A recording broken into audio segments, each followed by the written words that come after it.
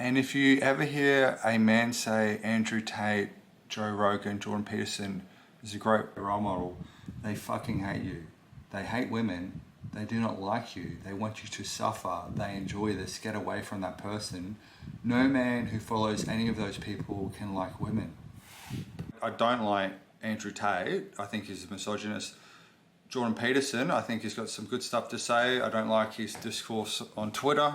Joe Rogan, yeah, I enjoy Joe Rogan. He gets people from all over the political spectrum, Bernie Sanders to JD Vance. He talks with them, free exchange of ideas. I guess I think Joe Rogan is a pretty good role model. I guess I hate women.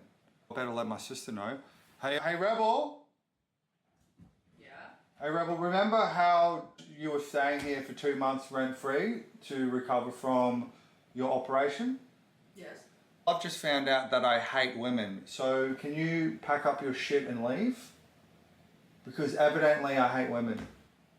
And I guess hanging out with mum is off on Tuesday. Hey, my intentions in making this video is to highlight how certain aspects of left-wing identity politics can alienate people.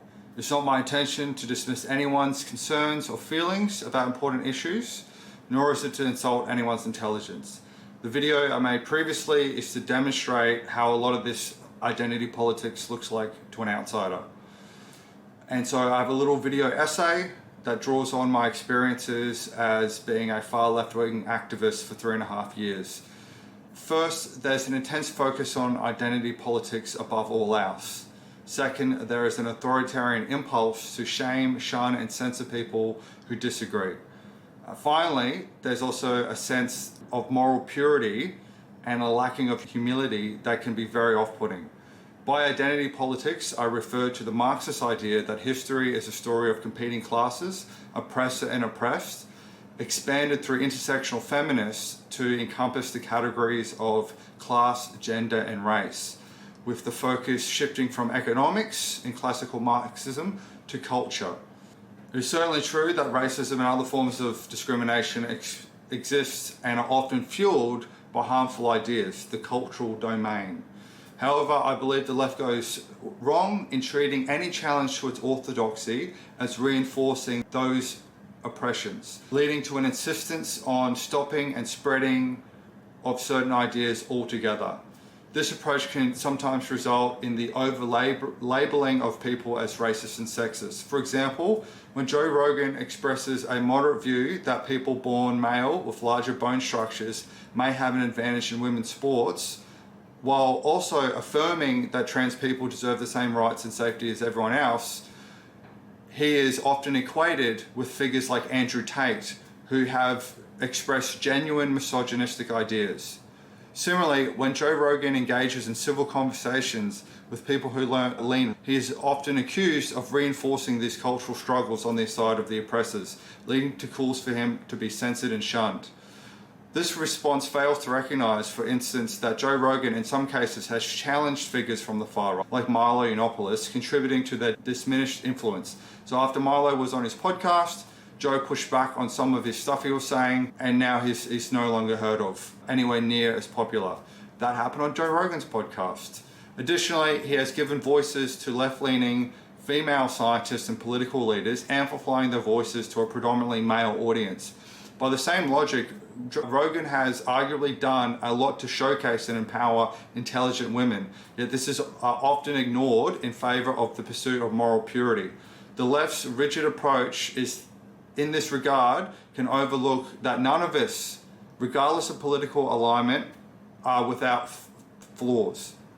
We can all benefit from a little more humility and curiosity, understanding that none of us hold all the answers. When it comes to humility, many on the left seem uninterested in understanding what is actually being said on the Joe Rogan podcast with figures like JD Vance or Donald Trump. Instead, they rely on short snippets and hit pieces from left-leaning media, often unaware of the full arguments of the right. There seems to be a lack of curiosity about how and why people think as they do, with the tendency to assume that they already have all the answers and the authority to decide who deserves a platform, who should be listened to, without actually going to the effort of engaging substantially on why they think the way they do. This attitude can be alienating. Posts like this one showed earlier make me feel unwelcomed because they seem to assume things about me based on a podcast I enjoy. They do not know my life or how deeply I care about the women around me. I am extremely grateful for my late grandmother who raised me with love and taught me a lot, all right? I want to be the person, I would probably be in jail or something or dead if I didn't have her in my life. It feels arrogant and dismissive to assume that listening to Joe Rogan podcast means I must hate women. Refusing to engage with people based on the assumption that they are racist, sexist, or otherwise irredeemable creates an isolated and less effective movement. I'm old enough to remember when the left championed free speech and dialogue and connection building. I hope we can return to that space where open conversation and willingness to understand others is celebrated across the political spectrum. I also think it's actually far more effective to talk to people than to shun and shame them. For example, I was a far left-wing activist that would often go to rallies that would protest far right-wing events. We had all this narrative about, oh, we're going to shut them down, we're going to stop them, we're going to silence them, all that kind of stuff.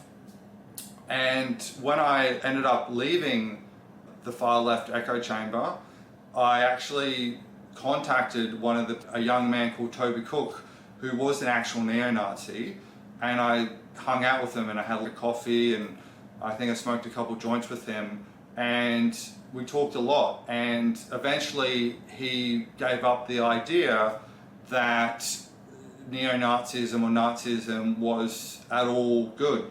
And it wasn't from me trying to force him to think like me.